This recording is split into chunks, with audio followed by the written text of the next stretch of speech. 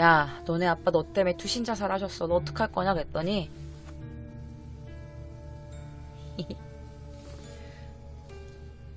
아빠가 그렇게 됐어요? 아빠 자살했어요?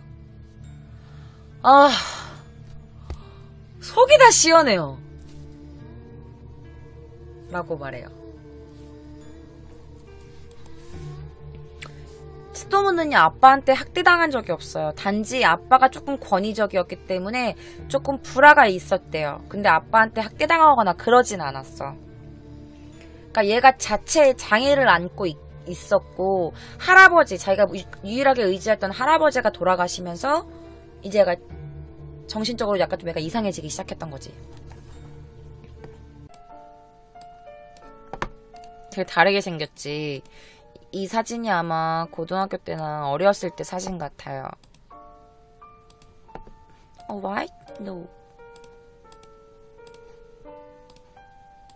이게 현재 그때 그 당시의 사진이에요. 여러분 화면 흔들리시는 분들은요, 일반 화질로 보시면 깨끗한 화질로 보실 수 있습니다. 동일 인물입니다. 둘이. 한 옆에 왼쪽 사진은요, 이 미야자키 츠토무가 어릴 때의 사진, 좀 젊었을 때 사진이고요. 옆에는 이제 얘가 성인이 되고 난 다음에 찍은 사진이에요. 자, 미야자키 츠토무는요, 1962년 8월 21일 도쿄도, 왜 다 도쿄도인 거야. 이상한 사이콘 다 도쿄에서 태어났나봐. 난 도쿄에 사는데, 도쿄도 니시타마군, 현재 아키르노시라는 장소인데요. 거기에 있는 이츠카이치조에 있는 현지, 그때 그 당시에 그 현재 그 동네 신문 회사를 경영하는 되게 유복한 부자 일가의 장남으로 출생합니다. 얼마나 얘네 집 부자였냐면요. 증조부는요, 촌회위원장이었고요. 할아버지는 정회의원, 그러니까 지방의원 같은, 지방의원을 지낼 정도로 그 지역의 명사였대요. 그러니까 얘네 집이 엄청 부자였던 거야. 아빠는 신문사를 경영하고, 증조부하고 할아버지는 뭐, 무슨 촌회의원, 그러니까 지방의원, 무슨 그런 의원 같은 유명한 지역 명사이셨고, 엄청 부자였던 집이었어. 근데 부자인 집은 마찬가지로 양친이 이제 엄마랑 아빠가 맞벌이로 너무 바쁜 거야. 그래서 미야자키가 출생한 지 얼마 되지도 않아서 아이를 돌보는 남성을 고용해요. 그러니까 유모 같은 건데 유부라고 해야 되나? 그러니까 남성을 고용해. 얘를 이제 대신 이제 돌봐줄 수 있는. 그리고 이제 이 남자랑 어린 시절에는 이제 거의 이 남자랑 할아버지의 보살핌을 받고 자라요. 미야자키 츠토무는. 근데 얘가 안타깝게도 미숙아로 태어나는데, 얘가 조산으로 태어난 거야. 그러니까 여러분, 조산이 뭐냐면 원래 엄마들은 10개월 동안 아이를 베고 낳아야 되잖아. 근데 얘가 채 10개월을 못 채우고 너무 일찍 세상 밖으로 나온 거야. 그걸 조산이라고 해요. 그래서 얘가 10개월을 채우지 못하고 너무 빨리 세상 밖으로 나와. 그래서 얘가 그것 때문인지 모르겠지만 손에 기형을 가지고 태어나요. 그러니까 뭐냐면 그 양손에는요, 영구적인 게 혹 같은 게 생겼대. 근데 이게 바로 손목이랑 그 혹이 합쳐진 거야. 그래서 얘가 손으로 이렇게 움직이기 위해서는 팔뚝 전체를 이렇게 움직여야 되는 거야. 그러니까 손이 안 돌아가는 거야. 그러니까 우리처럼 이렇게 안 돌아가는 거지. 그러니까 이걸 움직이려면 이걸 이렇게 전체를 이렇게 움직여야 되는 거야. 그래서 이게 뭐냐면 양측 선천성 요척골 유합증이라는 병명이래요. 양측 선천성 요척골 유합증. 그러니까 이런 장애를 안고 태어난 거야, 얘가. 그래서 당시에 일본에서도요, 150명 정도밖에 사례가 없을 만큼 되게 드문 신체 장애였대요. 그래서 막 애가 기형으로 태어났으니까, 그러니까 애기들은 어릴 때 막 이렇게 이지매 할 거 아니야. 이지매가 여러분 뭐냐면 괴롭히다라는 동사인데요. 우리나라 말로 하면은 따돌림, 왕따 이런 거야.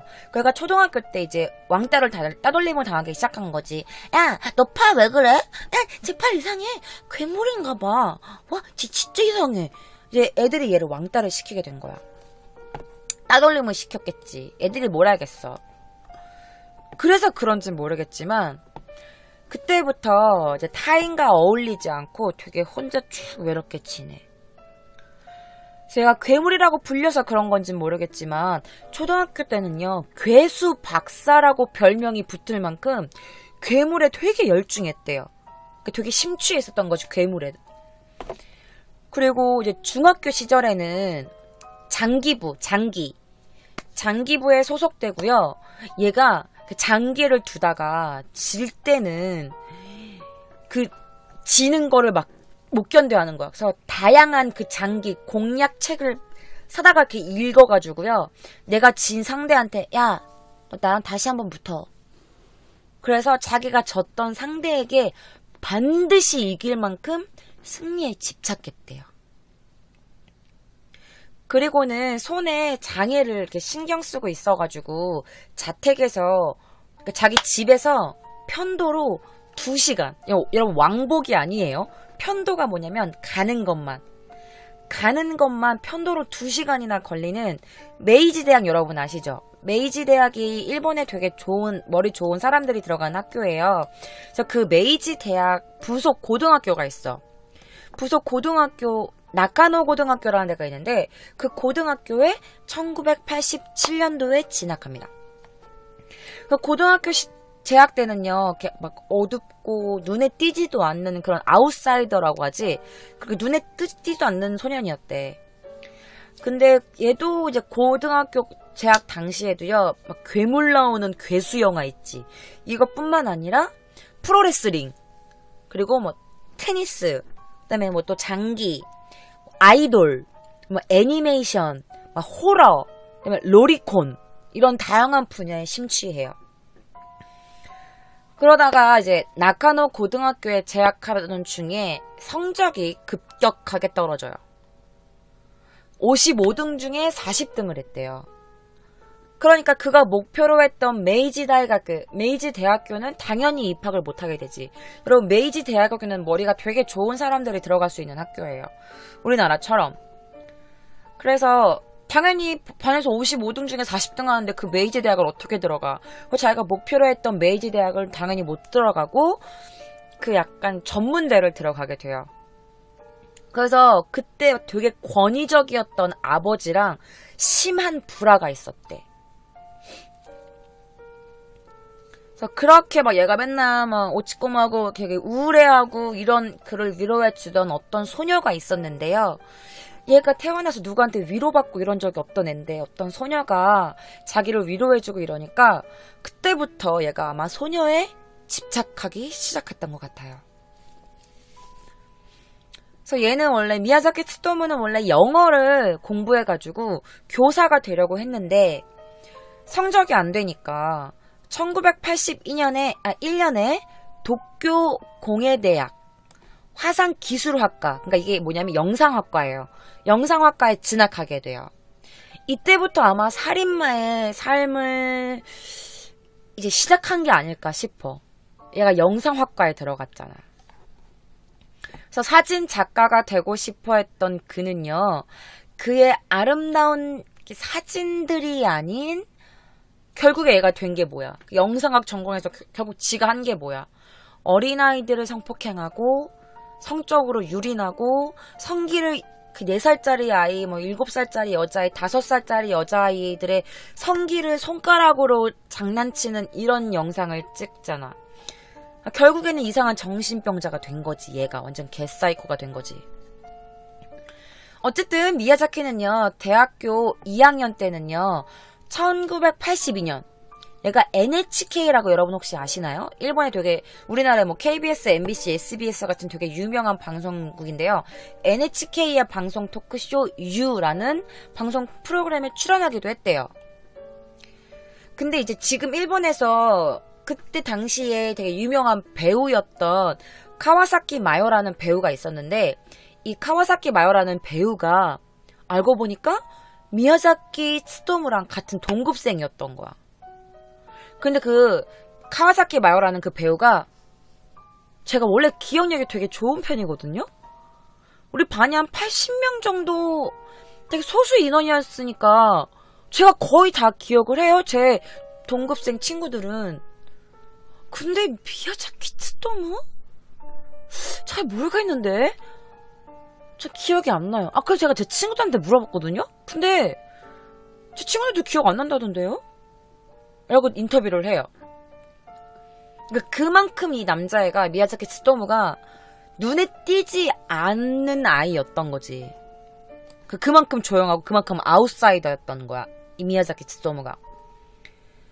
그러다가 1983년 3월에 결국 대학교를 졸업을 해요. 졸업을 한 다음에 뭐 아르바이트 뭐 이런 거 저런 했겠지 얘도. 그러다가 1983년 4월에 삼촌의 소개로, 얘네 집이 좀 잘 살았다고 했잖아. 삼촌의 소개로 도쿄에 있는 그 고다이라라는 그 동네에 인쇄 회사에 취직을 하게 돼요. 근데 그 회사가 뭐였냐면요. 그 인쇄 회사인데 얘가 맡은 게 뭐냐면 회사 인쇄기에 오퍼레이터로 근무하게 돼. 근데 그 당시에 같이 근무했던 동료가 뭐라고 인터뷰하냐면, 근무 태도 완전 구렸어요. 근무 태도 완전 나빴고요. 그리고 솔직히 말하면 다 싫어했어요. 평판도 별로 안 좋았어요. 라고 인터뷰를 해요. 그래서 1986년 3월에 개인적인 사정으로 퇴직합니다 라고 했지만 결국에는 얘가 해고돼요. 일도 못하고 동료들이랑 사이도 안 좋고 막 이러니까 결국 해고돼. 그래서 얘가 실직했잖아. 그러니까 부모님들이 뭐라고 해. 야, 너 그냥 우리 회사 와서 일해. 우리 아빠 일이나 도와. 이러면서 가업을 이렇게 도우라고 이제 부모님께서 얘를 막 뭐라게 해. 그런데 얘는 지 방에 이렇게 틀어박혀가지고 수개월 동안 자기 방 밖으로 나오지 않아요. 여러분들 들어보셨을 텐데 일명 히키코모리예요. 히키코모리. 그러니까 자기 방에서 안 나오는, 집 밖으로 안 나오는 그런 생활을 수개월 동안 해요. 그러다가 이제 몇 개월 뒤인 9월경부터 이제 자기 부모님 회사에서 광고 이제 원고를 받으러 가는 정도의 간단한 심부름을 하기 시작해요. 그게 이제 아버지의 가업인 신문사죠. 그 신문사를 돕는 일을 합니다. 뭐 조그마한 심부름 정도였지만 어쨌든 취직을 하게 되는 거죠. 그래서 자기가 이제 그 취직을 들어간 그해 말에 만화 회사에 이제 그 애니메이션 동인지 같은 게 있었는데 그 애니메이션 동인지 발행에 참여해요, 얘가.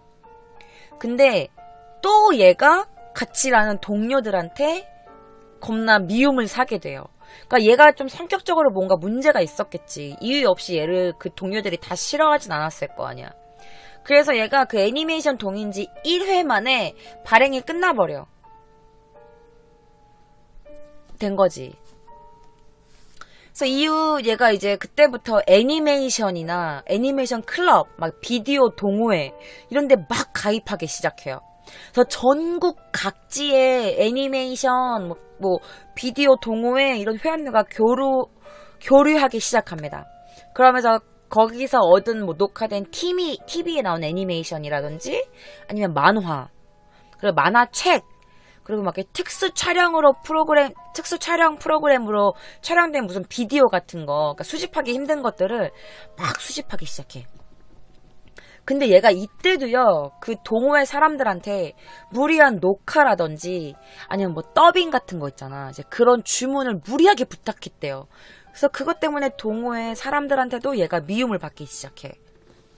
어쨌든 얘가 뭐 애니메이션, 만화, 만화책, 뭐 비디오 영상 이제 이런 거를 막 이제 수집하기 시작한 거야.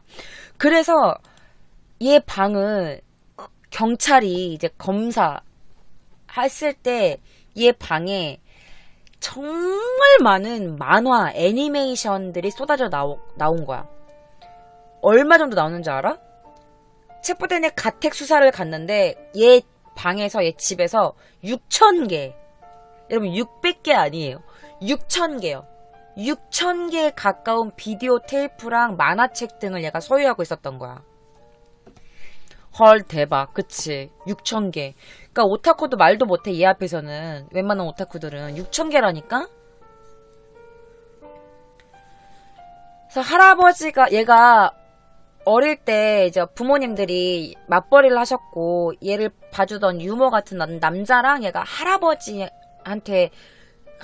지내는 시간이 많았다고 했잖아. 또 얘가 유일하게, 어떻게 보면 유일하게 의지하고 유일하게 믿었던 그 할아버지가 1988년 5월 16일 날 사망하게 됩니다. 이 할아버지가.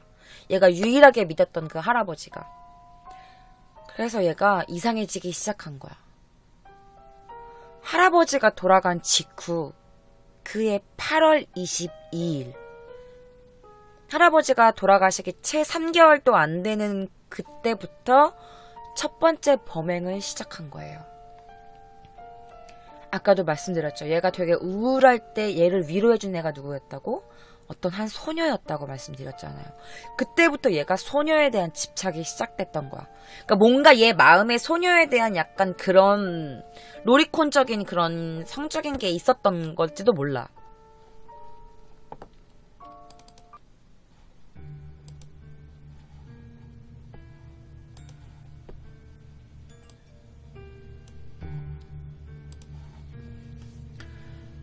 (1988년부터) (1989년까지) 4살에서 7살 정도였던 여자아이 4명을 살해하고, 여러분 생각해봐요. 초등학생을 잔인하게 살해해도 정말 이 삐리 같은 새끼야, 이런 시베리안 새끼 진짜 쥐 파먹을 새끼인데 4살이에요 여러분. 4살에서 7살 5살 요런 아이 여자애 4명을 살해하고, 죽은 사체에다가 성기를 만지면서 장난치면서 비디오를 찍고, 거기다가 또 시체까지 훼손해.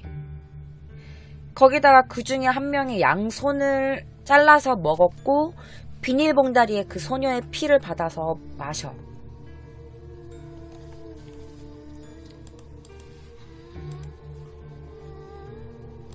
정말 이게 그러니까 평범한 우리 마인드로는 정말 이해할 수 없는 그런 거야. 이 만화 보이시나요? 그러니까 이런 범행을 저지르는 와중에도요, 1989년 3월에는요, 하루미의 코믹마켓이라는 그런 만화 작품을 출품하기도 해요. 그러니까 이렇게 막 어린아이들을 죽이고 이럴 때도 사람들은 돈 벌려고 얘를 주인공으로 한 뭐 만화를 출품을 한 건지, 얘가 그린 만화, 그러니까 지가 그린 만화를 출판을 하는 거야. 이 새끼가.